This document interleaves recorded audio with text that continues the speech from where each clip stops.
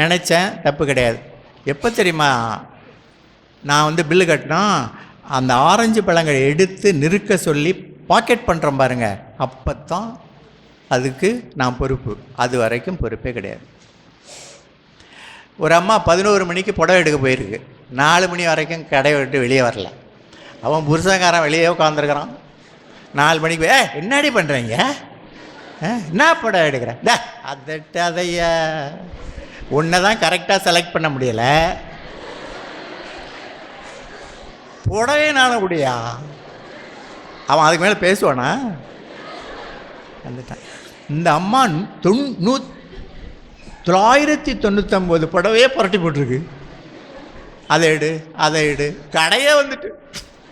இந்த அம்மா அப்படி 1000வது புடவையை எடுத்து பாக்கெட் பண்ணுன்னு சொல்லுது. அதுக்கு மட்டும்தான் பில் கட்டணும். அதனால் 50,000 எண்ணங்கள், அது கெட்ட எண்ணமாகவும் இருக்கும், நல்ல எண்ணமாகவும் இருக்கும், நேர்மறையான எண்ணமாக இருக்கும், எதிர்மறையான எண்ணமாக இருக்கும். அதை நாம் யாரை சந்திக்கிறோமோ, எந்த பொருளை பார்க்குறோமோ, எந்த சூழ்நிலையில் அகப்பட்டு கொள்கிறோமோ அதை பொறுத்து இருக்குது. அப்படியே என்ன வரும், உங்களையெல்லாம் கேட்காது, ஆட்டோமேட்டிக் அதுவாக வரும், அதுவாக போகும். வேடிக்கை பார்த்துட்டு உட்காந்துருக்கணும். உங்களுக்கு 50,000 எண்ணங்களையும் பிடிக்கலையா, பேசாமல் போங்க, ஒன்றும் அழட்டிக்கிறாதீங்க. எதுக்குமே நீங்கள் பொறுப்பு கிடையாது. ஃபாதர் இதெல்லாம் முன்னாடி சொல்லி கொடுத்துருக்கலாம், இப்போ தானே சான்ஸ் கிடைக்குது. எதுக்கு பொறுப்பு? எந்த எண்ணத்தின் மீது நான் ஆசை வைக்கிறேனோ அதுக்கு மட்டும்தான் நான் பொறுப்பு. புரியுதா? ஒரு பாட்டுங்க நேற்று அழகாக கேட்டேன். ஒருவன் மனதிலே சொல்லுங்க, ஒருவன் மனதிலே 9 அடா, அதில் ஒளிந்து கிடப்பது 80 அடா. எனக்கு இப்போ தாங்க புரியுது அது 9 என்னன்னு. ஒருவன் மனதிலே சொல்லவா 9ஐயும்? மெய், வாய், கண், மூக்கு, செவி, அறிவு, நினைவு, கற்பனை, உணர்வு, இதான் 9. இந்த 9 உங்களை கேட்டுக்கிட்டு செயல்படாதுங்க, ஆட்டோமேட்டிக்.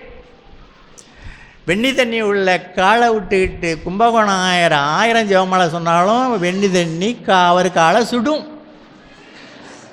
அந்த வெண்ணி தண்ணிக்கு அறிவு கிடையாது, இந்த காலுக்கும் அறிவு கிடையாது. ஒரு 1000 காலை சுடுறமே,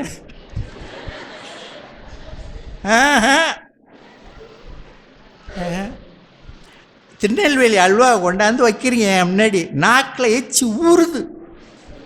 நான் நாக்கு எடுக்கலாம், அறிவு இருக்கா உனக்கு? நீ ஒரு 1000 நாக்கு தானே, மற்றவங்களாம் என்ன நினைப்பாங்க பேர்? வாயிலேருந்து எச்சி ஊறுது பேர். இந்த நாக்குக்கு அறிவு கிடையாது. ஆனாங்க இந்த 9 அடான்னு சொன்னாலும் அந்த 9ஐயும் அடக்கி ஆளும் ஆற்றல் யாருக்கு இருக்குதுமா? என் ஆசைக்கு இருக்குது. நான் ஆசைப்பட்டதாங்க, என்னை ஒன்றும் செய்ய முடியாது. நீங்கள் உங்களையும் நான் ஒன்றும் செய்ய முடியாது. நானாக பார்த்து திருந்தினாதான். என்னை சுற்றி 7 கண்டங்கள், 9 கிரகங்கள், 700 கோடி மக்கள் சுற்றி சுற்றி வந்து என்னை பயமுறுத்தலாம். ஆனால் நான் பயந்தால் தாங்க என்ன பண்ணுவீங்க? வாசகத்தில் கேட்டிங்கள, 3 பேரை தூக்கி சிங்க குகைக்குள் போட்டார்கள். பயப்படலையே. அந்த சிங்கம் தான் பயந்துருக்குன்னு நினைக்கிறேன். அவங்க பயப்படலையே. ஏன்? அவ்வளவு வில் பவர்னு சொல்லுவாங்க, அவ்வளவு அந்த ஆசனை. என் ஆசையெல்லாம் ஆண்டவன் பக்கம் திருப்பிடுறேன், சிங்கத்தின் பக்கம் திருப்பலை. சரி, இதோட முடிச்சுட்டு 2வது பாகத்துக்கு போய் நான் முடிச்சிடுறேன். சரி ஃபாதர், இதெல்லாம் நல்லா தான் இருக்குது. ஆனால் தவறான ஆள்கள் மீதும் பொருள்கள் மீதும் சந்தர்ப்பங்கள் சூழ்நிலைகள் மீதும் ஆசை வச்சிடுறோமே. அப்படி ஆசை வைக்க எங்களை தூண்டுறது எது? அதுக்கு ஒரு உதாரணம். யாரும் கோச்சிக்கிறாதுங்க, இது சும்மா விளையாட்டான கதை தான். ராத்திரி 2 மணி திருடன் உள்ள நுழைஞ்சிட்டான். புருஷங்காரன் தூங்கிட்டு இருக்கான், பெஞ்சாதி தூங்கிட்டு இருக்கா, 2 பிள்ளைங்க தூங்கிட்டு இருக்கு. இவன் போய் என்ன பண்ணுறான்? அந்த புருஷங்காரன் நல்லா தூங்கிட்டு இருக்கான், அன்னைக்கு தூங்கலை, சரியாக தூங்கலை. இவன் போய் திருடன் போய் தலையாணியை தூக்குறான், முழிச்சுக்கிட்டு பாய் மேலே உட்காந்துக்கிட்டு அந்த வீட்டுக்காரன் கேட்குறான், உனக்கு என்ன பிரச்சனை? அவன் திருடன் பயந்துடுறான். என்னையா எல்லா வீட்லேயும் திருடன் சத்தம் போடுவான், நீ ரொம்ப கூலாக உட்காந்துக்கிட்டு உனக்கு என்ன பிரச்சனைன்னு கேட்குற? ஆமாம், உனக்கு என்ன பிரச்சனை? பீரோ சாவி வேணுமா? ஆமாம், கல்யாணம் ஆகிட்ட உனக்கு? இல்லை, நீ பண்ணுற வேலையிலேருந்தே தெரியுது உனக்கு கல்யாணம் ஆகலைன்னு. எந்த வீட்டிலையா வந்து ஆம்பளைங்க தலையாணிக்கு கீழே பீரோ சாவி இருந்துச்சு? அந்த தூங்குறா பாரு,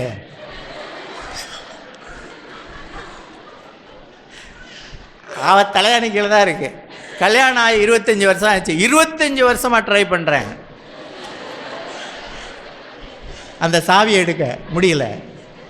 நீ என்ன எடுத்துக்கோ. 5 நிமிஷம் எடுத்துட்டான். எப்படா, அதெல்லாம் சர்வீஸ் தான் அப்படின்னு பீரோ தொடங்க 300 ரூபா இருந்துச்சுங்க. அப்போ இவன் சொன்னான் வீட்டுக்காரன், என் ராசா உனக்கு 200 எனக்கு 100, அடிக்கடி வா. ஆடா லூஸு, சொந்த வீட்டு உள்ள திருடுற,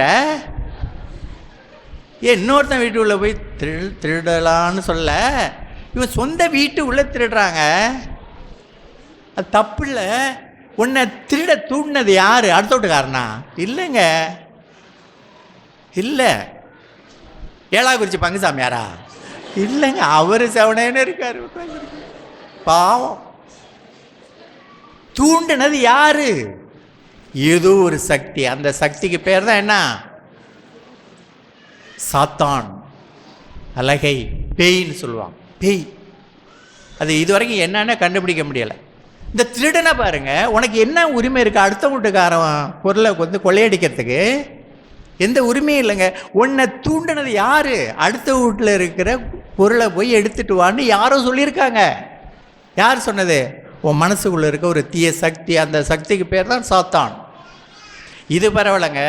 ஒரு குடிக்காரன், நீங்கள் இங்கே இருக்கிறவங்களை யாரும் குடிக்க மாட்டீங்க, அது சூப்பர் குடிக்காரன். மறுநாள் வந்து விபூதி திருநாள் புதன்கிழமை, செவ்வாய்க்கிழமை போய் பொண்டாட்டி காலில் விழுந்துட்டான். விழுந்து, மகளே உனக்கும் வானகத்தந்தைக்கு எதிராக பாவம் செய்தேன். அதான் சொல்லிட்டியா பாவம் எழுந்துறியா? இல்லை மகளே, நீ இப்படி கையை வச்சுக்கிட்டு சொல்லு, ஃபாதர் சொல்கிறது மாதிரி உன்னை நான் மன்னித்து விட்டேன்னு சொல்லி. சரியா, உன்னை நான் மன்னித்து விட்டேன் அப்படின்னு எழுந்திரிச்சாங்க. ராத்திரி 7 மணி இருக்கும். நான் போய் இதை போய் பங்குசாமியார்ட்ட சொல்லிட்டு வந்துடுறேன், நான் மனம் திரும்பினதை அப்படின்னு சொல்லிட்டு போயிட்டாங்க. போனதும் இந்த மனைவி 2 காலையும் பார்க்குறா. 2 காலையும் கிடந்த கொலுசை காணும். அடா லூஸு, சொந்த ஒய்ஃபிட்ட போய் திருடுற, அறிய வேண்டாம் உனக்கு? ஆசை. இதான் கற்றுக் கொடுத்தாங்களா? கோயிலில் தான் கற்றுக் கொடுத்தாங்களா? பள்ளிக்கூடத்தில் இல்லைங்க, யாருமே கற்றுக் கொடுக்கல. இதை யாரோ கற்றுக் கொடுத்துருக்காங்க. அந்த யாரோ கற்றுக் கொடுத்துருக்காங்க, அதுதான் பேய், சாத்தான். தவக்காலம்னா என்ன தெரியுமா? தவக்காலம் என்றால் இந்த சக்தியை, அந்த பாவ சக்தியை விரட்டுறதுக்கு பேர் தான் தவக்காலம். லூக்கா எழுதிய நற்செய்தி இயல் 9 இறைவாக்கியங்கள் 14 முதல் 29 வரை. ஜீசஸ்ட வந்து ஊமை பேய், செவிட்டு பேய் பிடித்த ஒரு பையனை கொண்டு வர்றாரு அப்பா. உடனே ஜீசஸ்னா, ஊமை செவிட்டு பேய், இவனை விட்டு போ அப்படின்னு உடனே போயிடுதுங்க. அப்போ அந்த அப்பா ஒரு கேள்வி கேட்பார். அருமைங்க, சூப்பருங்க. என்ன தெரியுமா கேட்பார்? இந்த பாருங்க ஆண்டவரே, உங்கள்கிட்ட கொண்டுட்டு வர்றதுக்கு முன்னாடி இந்த பையனை கும்பகோணம் ஆயர்கிட்ட கொண்டு போனேன், ஒன்றும் நடக்கலை. அப்புறம் ஏழாக்குறிச்சி பாதர்கிட்ட கொண்டு வந்தேன், ஒன்றும் நடக்கலை. உங்கள் சீடர்கள் இருக்கிறார்கள் திருத்துவதர்கள், அவர்களிடம் கொண்டு போனேன், ஒன்றும் நடக்கலை. உங்களால் மட்டும் முடியுது, அது எப்படி ஆண்டவரே அப்படின்னு கேட்டதுக்கு அவர் என்ன சொன்னார்? இத்தகைய பேய் ஜபத்தினாலும் தபத்தினாலும் மட்டுமே ஓடும். ஜபம் தபம் இது 2க்கு தாங்க அந்த தீய சக்தி பயப்படும், உடனே ஓடிடும். நீங்கள் என்ன செஞ்சு பாருங்க. அந்தோணியார் படத்தில் அழகான அந்த பையன் நின்றுக்கிட்டு இருப்பான். அந்தோணியார் சின்ன பையனாக இருக்கும்போது பேய் சுற்றி சுற்றி வரும், கீழே குடிஞ்சுங்க ஒரு சிலுவை போடுவான் ஜீசஸ்னு, எல்லா பேயும் ஓடிடும். இந்த டைரக்டர் என்ன சொல்ல விரும்புகிறாரு? அந்த சிலுவைக்கு, அந்த இயேசு என்ற நாமத்திற்கு அவ்வளவு பவர் இருக்கு. ஜெபன்னா ஒன்றுமே இல்லை, இயேசுவேன்னு சொல்ல வேணாம், அவ்வளோதான். திருவெளிப்பாடு 3:20, உன் கதவரிகள் நின்று நான் தட்டி கொண்டே இருப்பேன். இயேசுவேன்னு சொல்லு, உன் இதயத்தை திறந்து விடு, உள்ளே வந்து உன்னோடு விருந்தாடுவேன். நான் இருக்கும் இடத்துல சாத்தான் இருக்க மாட்டான். செஞ்சு பாருங்கங்க. உங்களுக்கு ஏதாச்சும் சோதனை வந்தால், தீய எண்ணங்கள் வந்தால், சேசுவேன்னு சொல்லுங்கள், உடனே மறைஞ்சிரும். ஒரு எண்ணத்தின் வயது வந்து அரை வினாடி, அவ்வளோதான், உடனே மறைஞ்சிரும். ரெண்டாவது தவம். கிருபானந்த வாரியார்னு ஒரு இந்து சகோதரர் அழகாக சொல்கிறார், தவம் என்பது தண்ணீருக்குள் மூழ்கி இருப்பது தான் என்றால் தண்ணீருக்குள் இருக்கின்ற மீன்கள் எல்லாம் தபசிகளை, காட்டுக்குள் போய் குகைக்குள்ளே அமர்ந்து தவம் செய்வது தான் தபசு என்றால் அந்த குகைக்குள் இருக்கும் பெருச்சாளிகள் எல்லாம் தபசிகளை. அது தவம் அல்ல. 9 புலன்களையும் அடக்கி நாம் மனதை கடவுள் பக்கம், ஆசையை கடவுள் பக்கம் திருப்புவது தான் தவம். இது ரெண்டையும் செய்யுங்க. அப்பொழுது மனதில் இருக்கும் கெட்ட எண்ணங்கள் எல்லாம் மறைந்துவிடும், நல்ல எண்ணங்கள் பிறக்கும். அப்பொழுது ஆண்டவர் இந்த மக்கள் என் மக்கள், ஏனென்றால் இவர்கள் மனம் திரும்பி விட்டார்கள் என்று சொல்லி நினிவே நகர் மக்களை மன்னித்தது போல உங்களையும் என்னையும் மன்னித்து அந்த உயிர்த்த ஆண்டவர் நம் மீது அருளுக்கு மேல் அருளையும் ஆசிரியருக்கு மேல் ஆசிரியும் வாழ்வுக்கு மேல் வாழ்வையும் பொழிந்து நம்மை வாழ்வாங்கு வாழ வைப்பார்.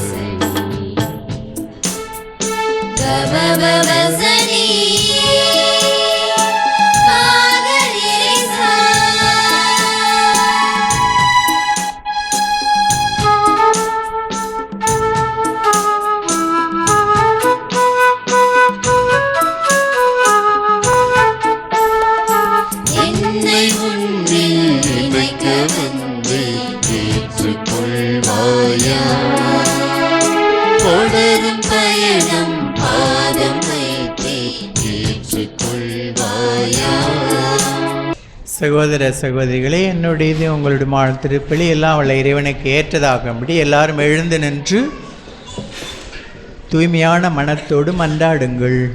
ஆண்டவர் தமது பெயரின் புகழ்ச்சிக்காகவும் மாட்சிக்காகவும் நமது நன்மைக்காகவும் புனித திரு அவை அனைத்து நலனுக்காகவும் உமது கையிலிருந்து இப்பலியை ஏற்றுக்கொள்வாராக.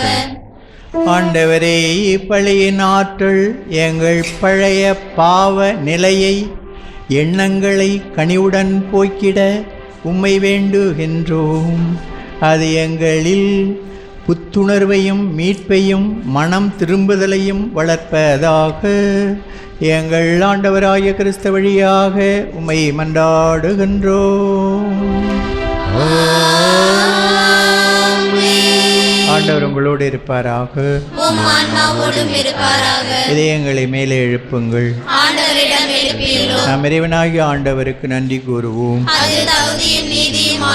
ஆண்டவரே, தூயவரான தந்தையே, என்றும் உள்ள எல்லாம் உள்ள இறைவா, எந்நாளும் எவ்விடத்திலும் நாங்கள் உமக்கு நன்றி செலுத்துவது மெய்யாகவே தகுதி நீதியுமாகும், எங்கள் கடமையும் மீட்புக்குரிய செயலுமாகும்.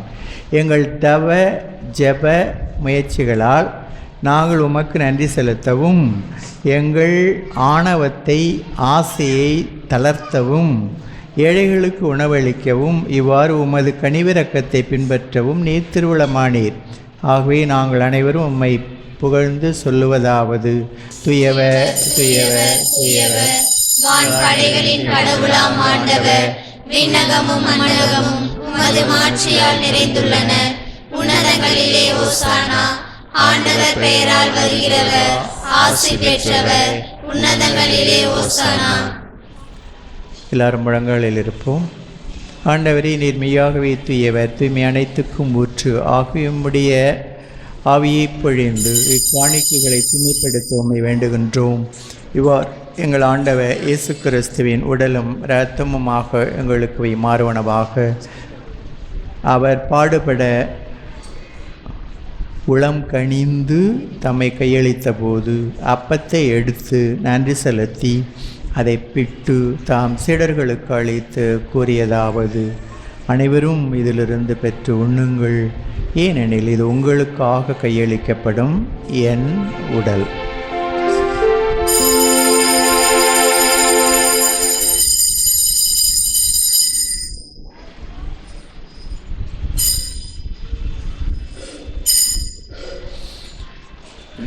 அவனமே இரவு விருந்தை அருந்திய பின்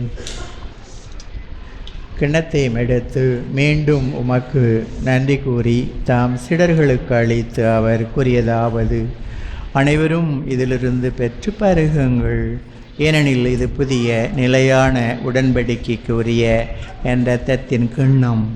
இது பாவ மன்னிப்புக்கென்று உங்களுக்காகவும் பலருக்காகவும் சிந்தப்படும். இதை என் நினைவாக செய்யுங்கள்.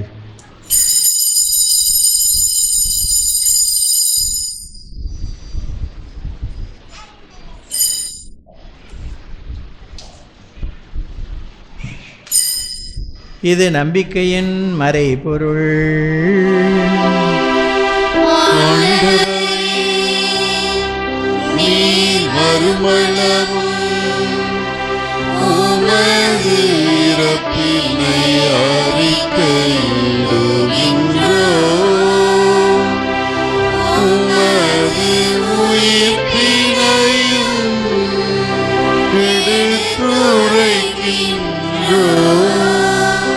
ஆகவே ஆண்டவரே, நாங்கள் கிறிஸ்துவின் இறப்பினையும் உயிர்ப்பினையும் நினைகூர்ந்து வாழ்வதரும் அப்பத்தை மீட்பளிக்கும் கிண்ணத்தை உமக்கு ஒப்புக் கொடுக்கின்றோம். திருமுனன்று ஊழியம் புரிய பாவ மன்னிப்பு பெற தகுந்தவர்கள் என இங்கே கூடியிருக்கும் எங்கள் அனைவரையும் அன்போடு ஏற்றுக்கொண்டீர். ஆகவே உமக்கு நன்றி செலுத்துகின்றோம். மேலும் கிறிஸ்துவின் உடலிலும் இரத்தத்திலும் பங்கு கொள்ளும் எங்களை தூய ஆவியார் ஒன்று சேர்க்க வேண்டும் என உம்மை தாழ்மையுடன் மன்றாடுகின்றோம்.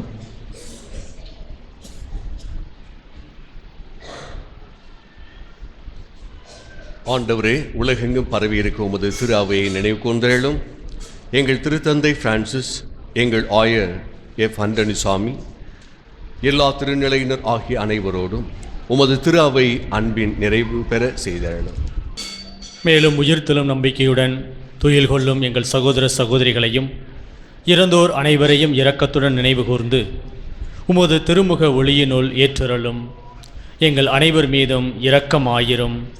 கடவுளின் கன்னி தாயான புனித மரியா, அவருடைய கணவரான புனித யோசேப்பு, புனித திரு தூதர்கள், இவ்வுலகில் உமக்கு உகந்தவராயிருந்தோர் ஆகிய புனிதர் அனைவருடனும் நாங்கள் நிலை வாழ்வில் பங்கு கொள்ளும் தகுதி பெறும் பொருட்டு உம் திருமகன் இயேசு கிறிஸ்து வழியாக உம்மை புகழ்ந்தேத்து மரமருள உம்மை மன்றாடுகின்றோம். இவர் வழியாக இவரோடு இவரில் எல்லாமுள்ள இறைவனாகிய தந்தை ஆவியாரின் ஒன்றிப்பில் எல்லா புகழும் மாட்சியும் என்றென்றும் உமக்கு உரியதே. நமக்கு பாவ மன்னிப்பு அளிக்க காத்திருக்கும் பரமதந்தையை நோக்கி மன்றாடுவோம். விண்ணுலகில் இருக்கிற எங்கள் தந்தையே, உமது பெயர் தூயதென போற்றப் பெறுக. உமது ஆட்சி வருக. உமது திருவுளம் விண்ணுலகில் நிறைவேறுவது போல மண்ணுலகிலும் நிறைவேறுக. எங்கள் அன்றாட உணவை இன்று எங்களுக்கு தாரும். எங்களுக்கு எதிராக குற்றம் செய்வோரை நாங்கள் மன்னிப்பது போல எங்கள் குற்றங்களை மன்னியும். எங்களை சோதனைக்கு உட்படுத்தாதேயும், தீமையிலிருந்து எங்களை விடுவித்தருளும். ஆண்டவரே, தீமை அனைத்திலும் இருந்தும் தீய ஆசைகள் அனைத்திலும் இருந்தும் எங்களை, குறிப்பாக இளைஞர்களை, குழந்தைகளை விடுவித்து எங்கள் வாழ்நாளில் அமைதியை, மனம் திரும்புதலை, மன்னிப்பை கனிவுடன் அருள உம்மை மன்றாடுகிறோம். உமது இரக்கத்தின் உதவியால் நாங்கள் பாவத்திலிருந்து இப்போதும் எப்போதும் விடுதலை பெற்று யாதொரு கலக்கமுமின்றி நலமாயிருப்போமாக. நாங்கள் எதிர்நோக்கியிருக்கும் பேரின்பத்துக்காகவும் மீட்பராகிய இயேசு கிறிஸ்துவின் வருகைக்காகவும் காத்திருக்கின்றோம். ஆண்டவராகிய இயேசு கிறிஸ்துவே, அமைதியை உங்களுக்கு விட்டுச் செல்கின்றேன், என் அமைதியை உங்களுக்கு அளிக்கின்றேன் என்று உம் திருத்துதர்களுக்கு மொழிந்தீரே. எங்கள் பாவங்களை பாராமல், எங்களது வேண்டாத ஆசைகளை பாராமல், உமது திரு அவையின் மனம் திரும்புதலை மட்டுமே கண்ணோக்கி உமது திருவுளத்துக்கு ஏற்ப அதற்கு அமைதியையும் ஒற்றுமையையும் அது தேடும் செல்வங்களையும் அபரிமிதமாக அதற்கு அளித்தருள்வீராக. என்றென்றும் வாழ்ந்து ஆட்சி செய்கின்றவர் நீரே. ஆண்டவருடைய அமைதி உங்களோடு என்றும் இருப்பதாக. இறைவன் தருகின்ற அமைதியை ஒருவரோடு பகிர்ந்து வாழ்வோம். உலகின் பாவங்களை போக்கும் இறைவனின் செம்மறியே, எங்கள் மேல் இரக்கமாயிரும். உலகின் பாவங்களை போக்கும் இறைவனின் செம்மறியே, எங்கள் மேல் இரக்கமாயிரும். உலகின் பாவங்களை போக்கும் இறைவனின் செம்மறியே, எங்களுக்கு அமைதியை அளித்தருளும்.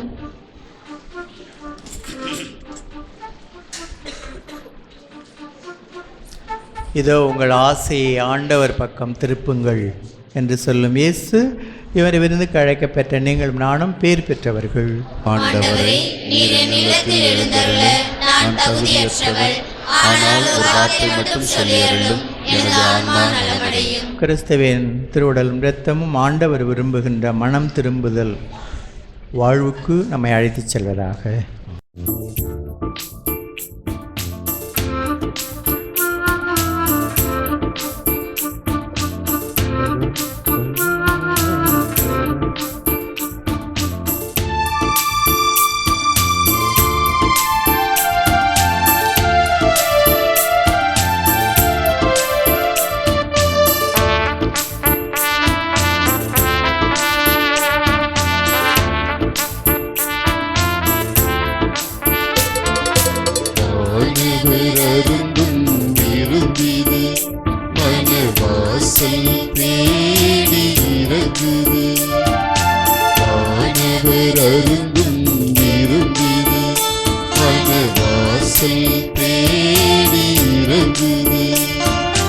மனிதமும் புனிதமும் இணைந்தது, இறை கருணையும் அருளும் கலந்தது. மனிதமும் புனிதமும் இணைந்தது, இறை கருணையும் அருளும் கலந்தது.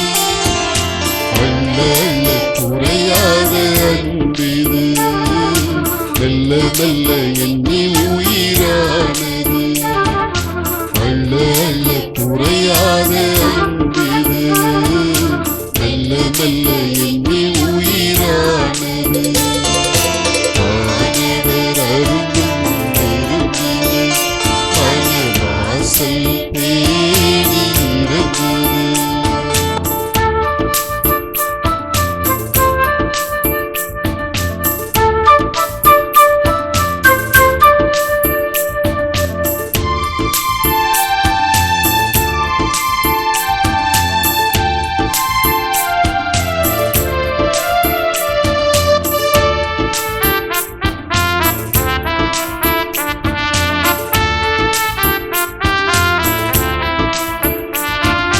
குருதியிலே இறையுடனே இதயங்களே தேடுதோ.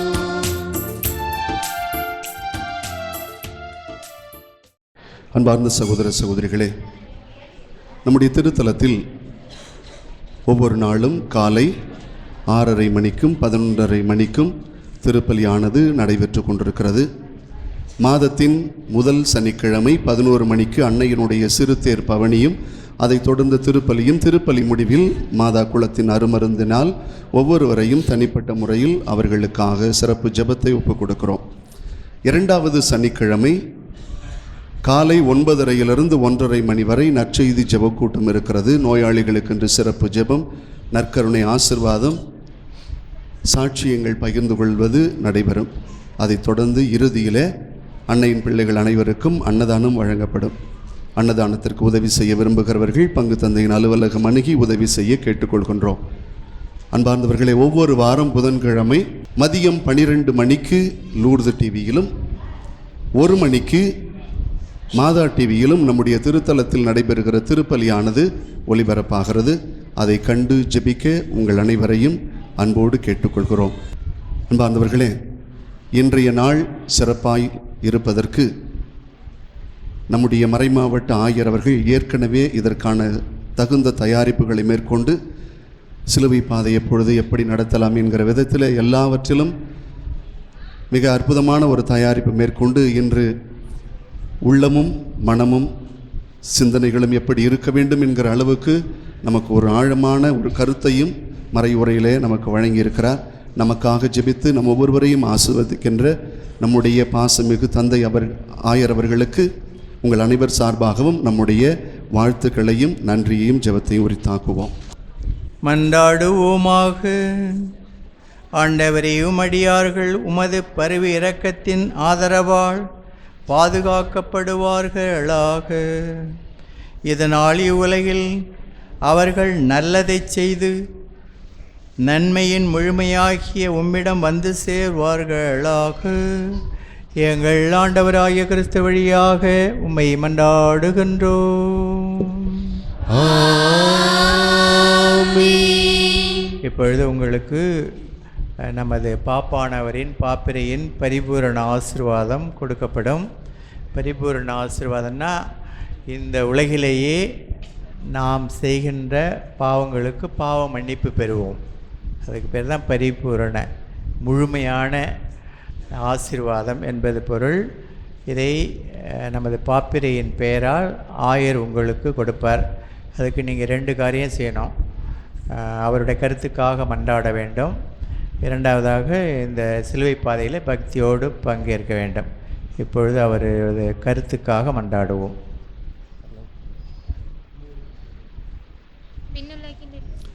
விண்ணுலகில் இருக்கிற எங்கள் தந்தையே, உமது பெயர் தூயதென போற்றப் பெறுக. உமது ஆட்சி வருக. உமது திருவுள்ளம் விண்ணுலகில் நிறைவேறுவது போல மண்ணுலகில் நிறைவேறுக. எங்கள் அன்றாட உணவை இன்று எங்களுக்கு தாரும். எங்களுக்கு எதிராக குற்றம் செய்வோரை நாங்கள் மன்னிப்பது போல எங்கள் குற்றங்களை மன்னியும். எங்களை சோதனைக்கு உட்படுத்தாதையும் தீமையிலிருந்து எங்களை விடுவித்தருளும். அருள்மிக பெற்ற மரியே வாழ்க. ஆண்டவர் உடனே பெண்களுக்குள் ஆசி பெற்றவர் நீரே. உம்முடைய திருவயிற்றின் கனியாகிய இயேசுவும் ஆசி பெற்றவரே. தூய மரியே, இறைவனின் தாயே, பாவிகளாயிருக்கிற எங்களுக்காக இப்பொழுதும் எங்கள் இறப்பின் வேளையிலும் வேண்டிக் கொள்ளும். ஆமென். தந்தைக்கும் மகனுக்கும் தூய ஆவியாருக்கும் மாட்சிமை உண்டாவதாக. தொடக்கத்தில் இருந்தது போல இப்பொழுதும் எப்பொழுதும் என்றென்றும் இருப்பதாக. ஆமென். ஆண்டவர் உங்களோடு இருப்பாராக. உம் ஆன்மாவோடும் இருப்பாராக.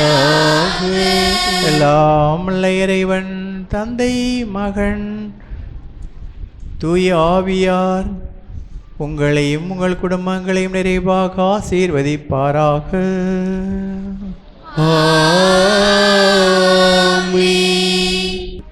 சென்று வாருங்கள், வாழ்வின் பலி தொடர்கின்றது. இறைவனுக்கு நன்றி.